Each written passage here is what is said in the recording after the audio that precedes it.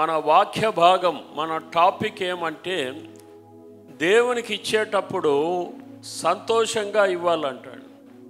Hello, దేవునికి ఇచ్చేటప్పుడు ఎట్లా ఇవ్వాలంట? సంతోషంగా ఇవ్వాలన్నమాట. మరి 2 కొరింథీ పత్రిక 9వ అధ్యాయం 7వ వచనం ఒకసారి ఎవరైనా దయచేసి చదివి వినిపించండి. సనుగు కొనకయు బలవంతంగా కాకయు ప్రతివాడును తన హృదయములో నిశ్చయించుకొనిన ప్రకారము ఇయ్యవలెను. దేవుడు ఉత్సాహముగా ఇచ్చువానిని ప్రేమించును.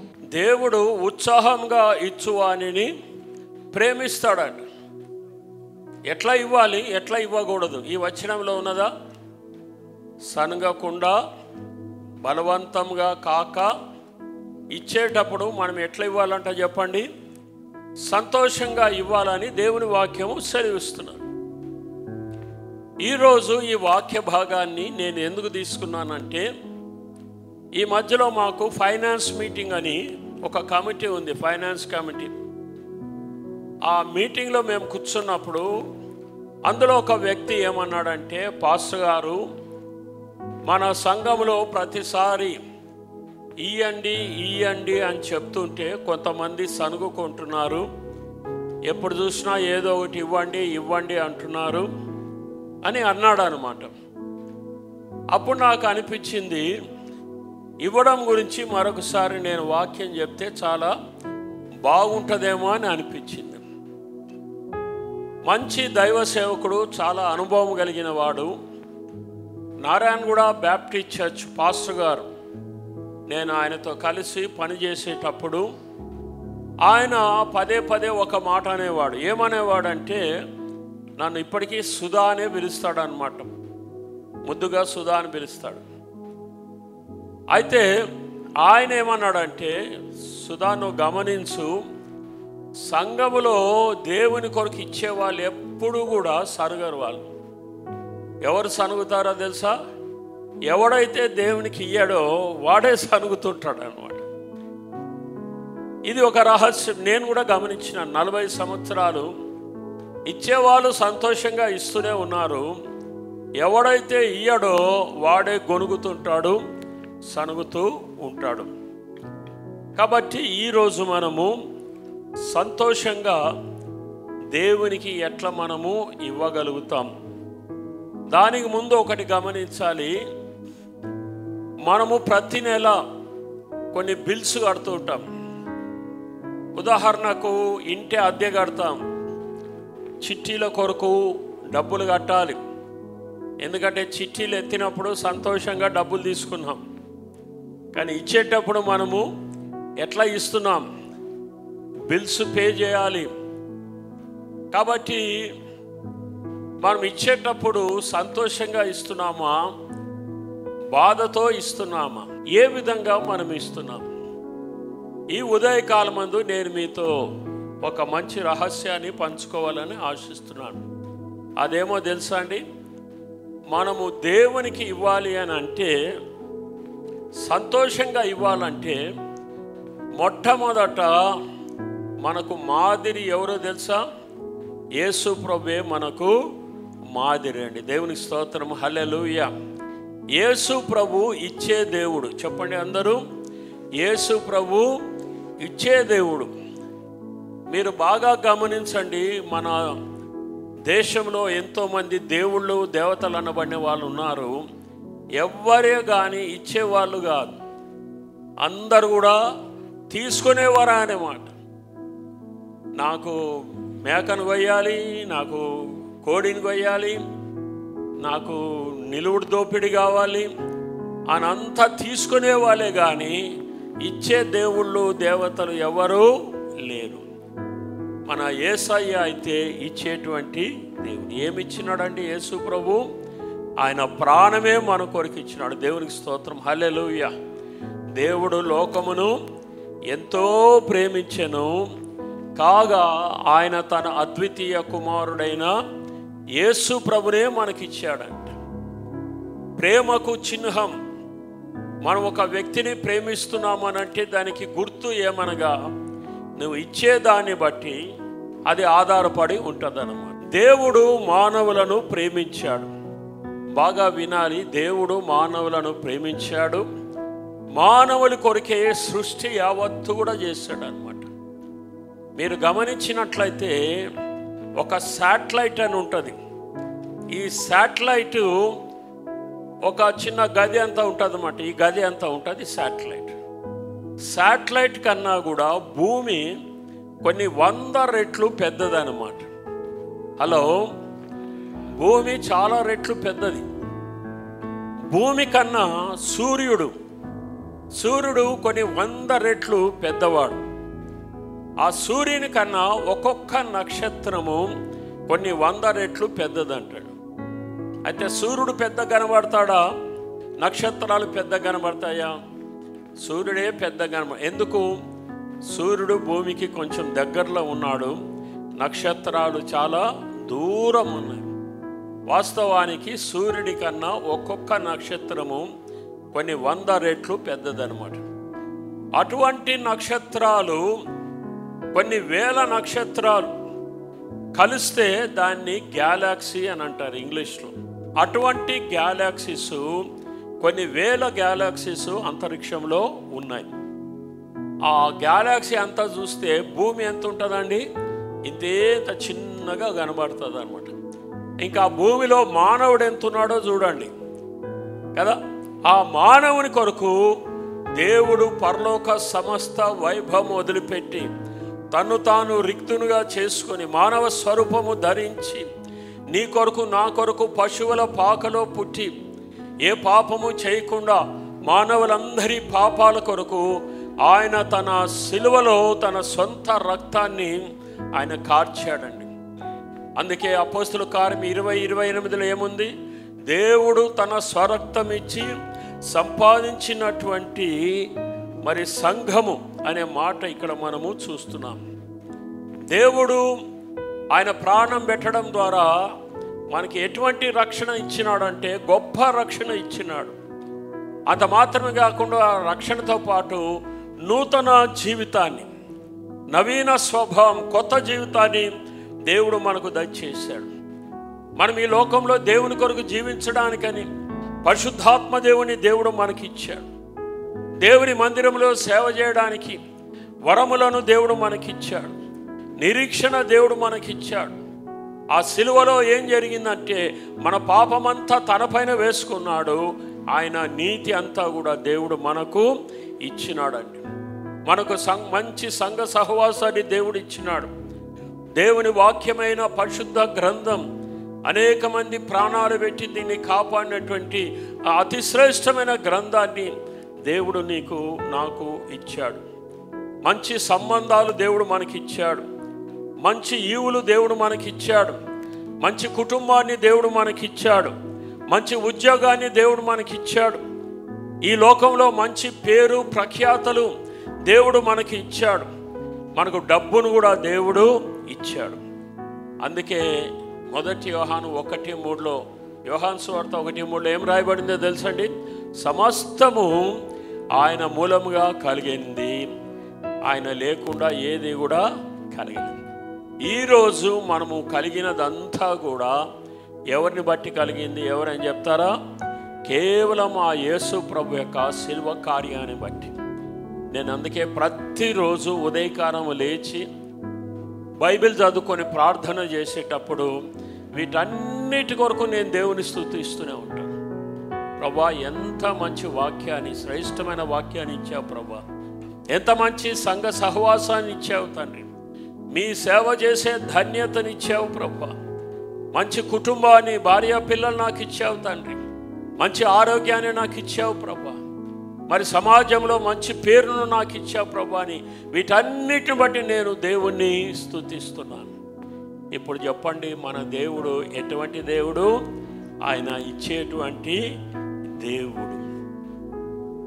ఎందుకనగా మనకున్నదంతా ఆయనను బట్టి మనము కలిగి ఉన్నాము. మరి దేవుణ్ణి ప్రేమించేవారు ఎట్లా ఇస్తారు ఇప్పుడు దేవుని కొరకు? హలో, దేవుని ప్రేమించేవారు 4 విషయాలు గమనించండి. నేను నా అనుభవంలో నేర్చుకున్నాను. ఎవరైతే దేవుని ప్రేమిస్తారో వాళ్ళు సంఘాన్ని ప్రేమిస్తారంటండి. దేవునికి స్తోత్రం, హల్లెలూయా. ఎందుకు? యేసు ప్రభు సంఘాన్ని ప్రేమించి సంఘం కొరకు ప్రాణం పెట్టాడు. కాబట్టి దేవుని ప్రేమించేవారు ఎవరిని ప్రేమిస్తారు? సంఘాన్ని ప్రేమిస్తారు. దేవుని ప్రేమించేవారు దేవుని సేవను ప్రేమిస్తారు. మనము మన సంఘం కొరికే కాకుండా కొన్నిసార్లు FMPB అని వాళ్ళు వస్తున్నారు, వాళ్ళకు మనం డబ్బులు ఇస్తున్నాం. మరికొన్నిసార్లు TWR వాళ్ళు వస్తున్నారు, వాళ్ళకు మనం డబ్బులు ఇస్తున్నాం. మరొకసారి సేవా భారత్ వాళ్ళు వస్తున్నారు, వాళ్ళకు మనం డబ్బులు ఇస్తున్నాం. ఎవరు ఇస్తారు ఈ డబ్బులు? దేవుని ప్రేమించేవారు దేవుని సేవను కూడా ప్రేమిస్తారు. మూడవది, దేవుని ప్రేమించేవారు దేవుని సేవకులను కూడా ప్రేమిస్తారంటండి. దేవుని స్తోత్రం, హల్లెలూయా. మొట్టమొదటిది ఏం చెప్పండి? దేవుని ప్రేమించేవారు సంఘాన్ని ప్రేమిస్తారు. రెండవది, దేవుని ప్రేమించేవారు దేవుని సేవను ప్రేమిస్తారు. మూడవది, దేవుని ప్రేమించేవారు దేవుని సేవకులను కూడా ప్రేమిస్తారు. నాకు డబ్బులు ఇవ్వండి అని నేను ఎప్పుడు ప్రసంగం చేయలేదు, ప్రసంగంలో ఎప్పుడు ఆ మాట చెప్పలేదు. ఎందుకంటే నా ప్రతి అవసరాన్ని యేసు ప్రభు తీరుస్తూనే ఉన్నాడు. నాలుగవది నేను చెప్పేది ఏమంటే, యేసు ప్రభును ప్రేమించేవారు పేదవారిని కూడా ప్రేమిస్తారంట. హల్లెలూయా. యేసు ప్రభును ప్రేమించేవారు ఎవరిని ప్రేమిస్తారండి? పేదవాళ్ళను కూడా ప్రేమిస్తారు. ఎందుకు అనంటే, యేసు ప్రభు ఒకసారి అన్నాడు, నేను ఆకలిగా ఉన్నప్పుడు మీరు నాకు అన్నము పెట్టినారు, నేను వస్త్రహీనుడై ఉన్నప్పుడు మీరు నాకు వస్త్రాలు ఇచ్చినారు, నేను చెరసాలలో ఉన్నప్పుడు మీరు నన్ను దర్శించడానికి వచ్చినారు, నేను పరదేశినై ఉన్నప్పుడు మీరు నన్ను చేర్చుకున్నారు. అప్పుడు వాళ్ళ శిష్యులు ఏమన్నారంటే, ప్రభువా, నువ్వు ఎప్పుడు ఆకలిగా ఉన్నావు, ఎప్పుడు వస్త్రహీనుడు అయి ఉన్నావు, ఎప్పుడు చెరసాలలో ఉన్నావు అంటే, అప్పుడు యేసు ప్రభు ఏమన్నాడు? మిక్కిలి అల్పులైన ఈ నా సహోదరులకు చేస్తే నాకు చేసినట్లే అన్నాడు. చూసారా? అందుకే నేనేం చేస్తానో తెలుసా అండి, ఈ బాక్స్లో ప్రతి నెల నేను 500 రూపాయలకు తక్కువ ఎప్పుడు వెయ్యను. ఎప్పుడైనా చూసుకోండి, నా బాక్సు మరి ఫైనాన్స్ టీంలో కొంతమంది ఉన్నారు, 500కు తక్కువ ఎప్పుడు వేయనండి. ఈవెన్ 500 వేసేటప్పుడు కూడా నా మనసులో ఏమనుకుంటానంటే, ఈ 500 ద్వారా ఒక పేదవాని ఇంటికి డబ్బులు వెళ్తున్నాయి అని సంతోషంగా ఆ డబ్బులు వేస్తాను. కానీ ఎవరో పేరు కొరకు అట్లా కాదు. కొన్నిసార్లు 500 కన్నా ఇంకా ఎక్కువగానే వేస్తూనే ఉంటాను. ఎందుకు ఈ మాటలు చెప్తున్నామంటే, కృతజ్ఞత ఉన్నప్పుడు తప్పనిసరిగా మనం ఇస్తాము, ప్రేమ ఉన్నప్పుడు కూడా మనం తప్పనిసరిగా ఇస్తాం. ఒక ఆయన తెల్ల దొర మిషనరీ రోడ్డు పైన నడుచుకుంటూ వెళ్తున్నాడు అంటాడు. వెళ్తుంటే ఒక వ్యక్తి డ్రైనేజీలో పడిపోయాడు. పాపం గట్టిగా లబోదిబో మొత్తుకుంటున్నాడు, రక్షించండి రక్షించండి అని. ఎందుకంటే ఆ డ్రైనేజ్ నుండి వాడు సొంతగా పైకి రాలేకపోతున్నాడు. అప్పుడు ఈ తెల్ల ఆయన చూసి ఏం చేసినాడంటే, వెళ్ళి ఆ వ్యక్తి డ్రైనేజ్లో ఉన్నాడు కదండి, గివ్ యువర్ హ్యాండ్ అంటున్నాడు అంట. నాయనా, నీ చెయ్యి నాకి, నేను పైకి లాగుతాను అని గివ్ యువర్ హ్యాండ్ అని అంటుంటే వాడు చెయ్యి అస్సలు ఇవ్వడం లేదు. అప్పుడు ఈయన తెల్ల ఆయనకు అర్థమైందంట, ఎందుకు వీడు చెయ్యి ఇవ్వడం లేదని. అప్పుడు నెక్స్ట్ ఏమన్నాడంటే, టేక్ మై హ్యాండ్ అన్నాడంట. వెంటనే వాడు చెయ్యి అందించినాడంట. ఎందుకంటే వాడు పుట్టినప్పటి నుండి గివ్ అనేది వాడు నేర్చుకోలేదు, ఆ ప్రాధానికి అర్థమే తెలియదు అనమాట. నేను ఆ సరంపేటలో ఉన్నప్పుడల్లా మనం అనాథ పిల్లలను పోషిస్తున్నామని ఒక్కడైనా, అరే సార్ మీరు ఇంత మంచి పని చేస్తున్నారు తీసుకోండి సార్ అని ఎప్పుడు ఇంకా మన దగ్గర నుండి అడుగుతూనే ఉంటాడు. ఎవడైనా వచ్చినాడంటే సార్ వాడు ఏదో అడగడానికే వచ్చినాడు అనుకోవచ్చు. ఎందుకంటే పుట్టినప్పటి నుండి చాలామంది మన దేశంలో తీసుకోవడమే నేర్చుకున్నారు కానీ ఇవ్వడము నేర్చుకోలేదు. కాబట్టి ప్రియులారా, మరి కొంతమంది దేవునికి ఇస్తారు, ఎందుకు అన్యులు కూడా ఇస్తారు, మనకన్నా ఇంకా ఎక్కువ ఇస్తారండి. ఎందుకు ఇస్తారో తెలుసా? భయపడి ఇస్తారు అనమాట. సంతోషంగా ఇవ్వరు. వాళ్ళు ఏదో పోయి మొక్కుబడి చేసుకుంటారు. ఆ మొక్కుబడి చేసుకున్నాక అవసరత తీర్చబడుతుంది. ఒకవేళ నేను దేవునికి మొక్కుకున్నది ఇవ్వకపోతే మళ్ళీ ఎక్కువ శాపం నా పైకి వస్తుందని వాడు భయపడి అక్కడికి పోయి డబ్బులు ఇస్తుంటాడు. కానీ దేవునికి ఇచ్చేటప్పుడు మనము భయపడి కానీ బలవంతంగా కానీ సనుక్కుంటూ కానీ ఇవ్వడము దేవునికి ఏమాత్రము ఇష్టం లేదు. మరికొంతమంది ఉన్నారు, వాళ్ళు ఏం చేస్తారో తెలుసా అండి, పేరు కొరకు ఇస్తారన్నమాట. పేరు చెప్తే మంచిగా డబ్బులు ఇస్తారు, పేరు చెప్పకపోతే డబ్బులు ఇయ్యరు. ఆ మధ్యలో ఇప్పుడు ఆ వ్యక్తి మన దగ్గర లేడు అనుకోండి, ఈ VBS అంతా ఖర్చు నేనే పెట్టుకుంటానని చెప్పి ఒక బ్యానర్ తీసుకొచ్చినాడు. ఈ VBS ఖర్చు అంతా నేనే పెడుతున్నానని ఫోటో పెట్టి ఆ బ్యానర్ పెట్టి నా పేరు చెప్పండి అన్నాడు. నేను వెంటనే ఆ బ్యానర్ తీపిచ్చేసినాను. నువ్వు ఇస్తే దేవుని కొరకు ఇవ్వు, కానీ పేరు కొరకు ఇస్తే నువ్వు ప్రతిఫలం ఇక్కడే పొందుతావు కానీ పరలోకంలో పొందలేవు అని ఆ వ్యక్తికి చెప్పడము జరిగింది. బైబిల్లో ఇద్దరు ఉన్నారంటండి. ఒక వ్యక్తి యొక్క కానుక దేవుడు అంగీకరించినాడు, ఇంకొక వ్యక్తి కానుక దేవుడు అంగీకరించినాడు. ఎవరు చెప్పండి?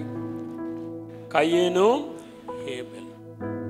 హేబెలేమో శ్రేష్టమైన గొర్రె పిల్లలను తీసుకొచ్చినాడు, అన్నిటికన్నా మంచి గొర్రె పిల్ల, చాలా సంతోషంగా దేవునికి ఇచ్చినాడు.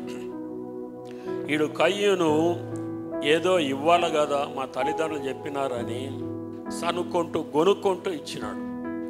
దేవుడు అంగీకరించినాడా? అంగీకరించలేదు.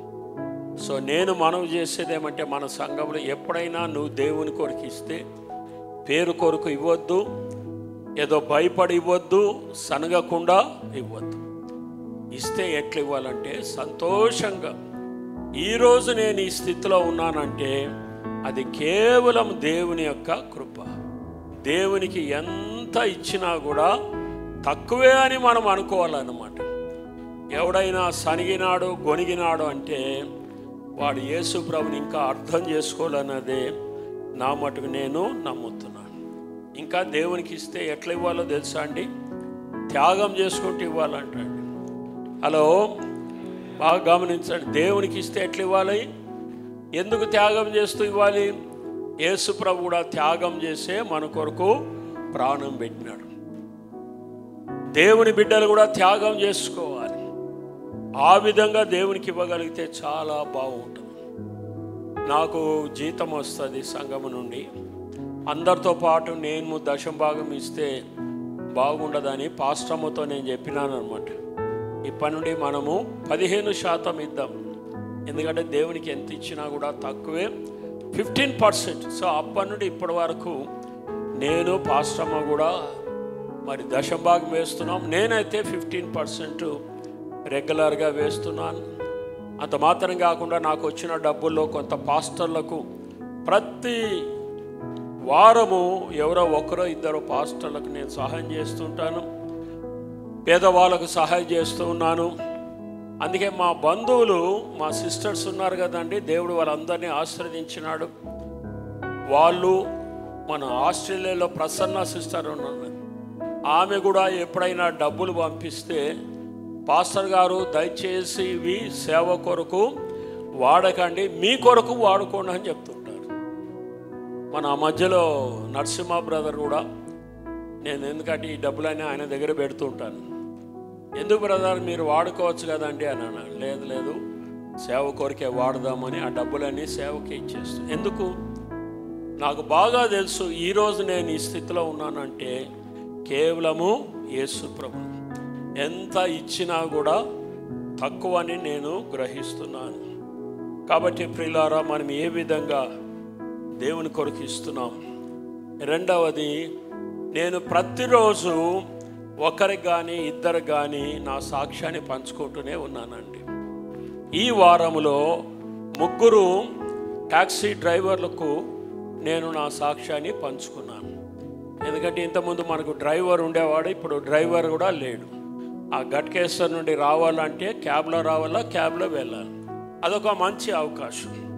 ఆ క్యాబ్లో కూర్చున్నప్పుడు నేను డ్రైవర్కి నా సాక్ష్యాన్ని పంచుకున్నాను.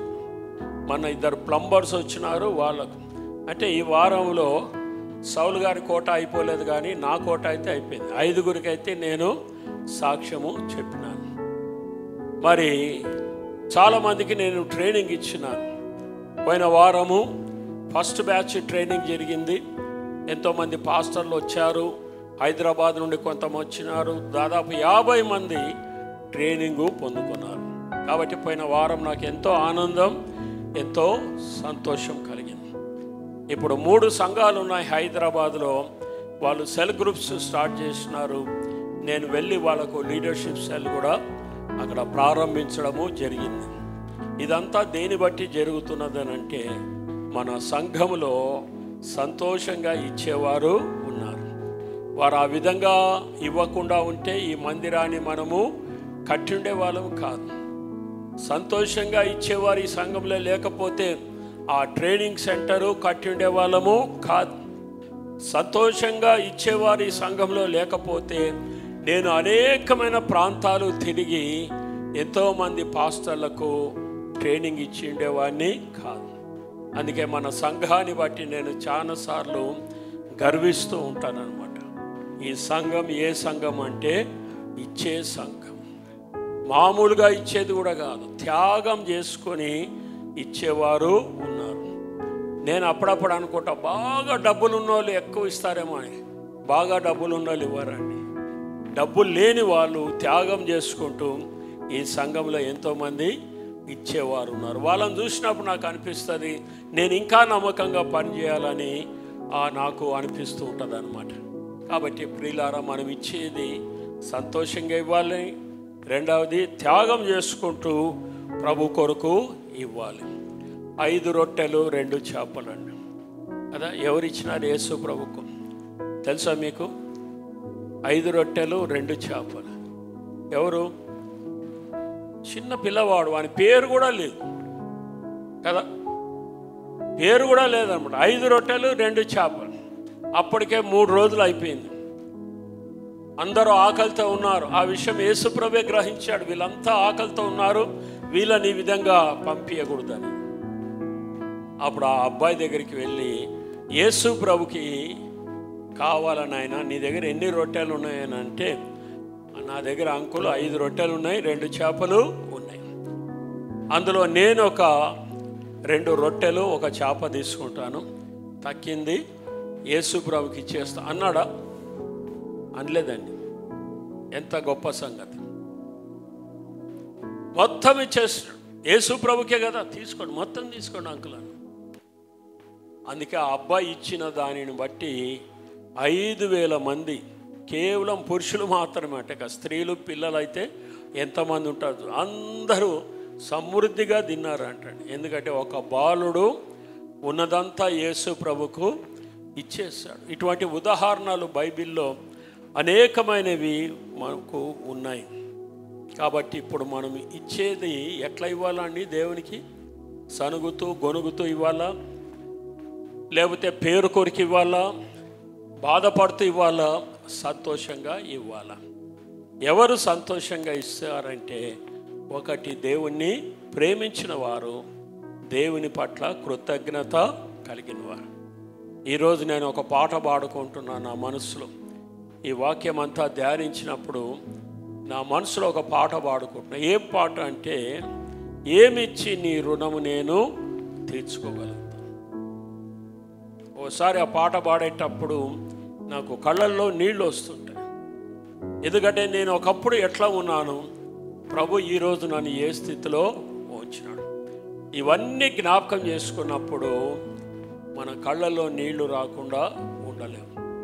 ఎంత గొప్ప ప్రేమ యేసయ్య ప్రేమ. అందుకే పౌలు ఏమంటాడంటే, జ్ఞానమునకు మించిన ఆయన ప్రేమను తెలుసుకోవడానికి మీరు తగిన శక్తి కలిగిన వారై ఉండాలని ఆయన ప్రార్థన చేస్తున్నాడు. కాబట్టి ప్రియులారా, నిజంగా నువ్వు దేవుని ప్రేమిస్తున్నావా? నిజంగా యేసు ప్రభు నీకు మాదిరిగా ఉన్నాడా? ఒక్కసారి ఎవరికి వారు పరీక్షించుకోవాలని మనం చేస్తాం. ఈరోజు నువ్వు ఏమై ఉన్నావో బాగా జ్ఞాపకం ఉంచుకో. అది కేవలము దేవుని యొక్క కృప. మరి మనము ఏ విధంగా ప్రభువును ప్రేమిస్తున్నాం? తలలు వంచండి, కళ్ళు మూసుకోండి, ప్రార్థన చేసుకుందాం. మరి అందరము పరీక్ష చేసుకుందాం.